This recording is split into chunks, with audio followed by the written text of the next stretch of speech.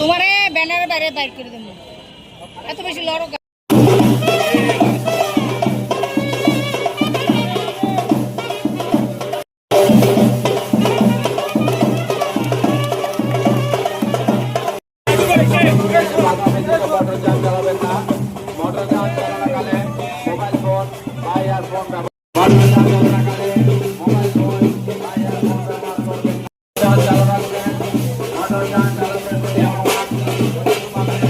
সড়ক ব্যবহার করে সবারই মেনে চলা দায়িত্ব, তাহলে আমরা সড়কে যে কোনো ধরনের প্রাণহানি বা দুর্ঘটনা রোধ করতে পারবো।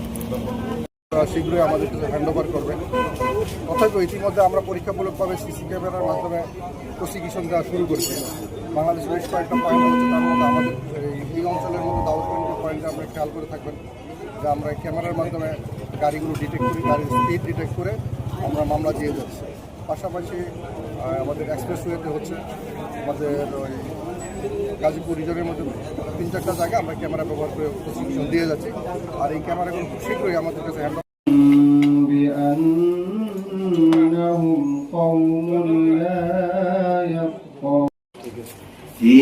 কৃষ্ণ করুণা সিন্ধু। ধন্যবাদ চঞ্চল চক্রবর্তী। আপনারা কারণে এটা কিছুটা রাস্তা মেইন রোডের উপর কিছু ব্রিক্স দিয়া নিয়ে আজকের আলোচনা। আমাদের অনেকগুলি দাবি 2018 সালে সংগ্রামী সালাম শুভেচ্ছা জানাচ্ছি।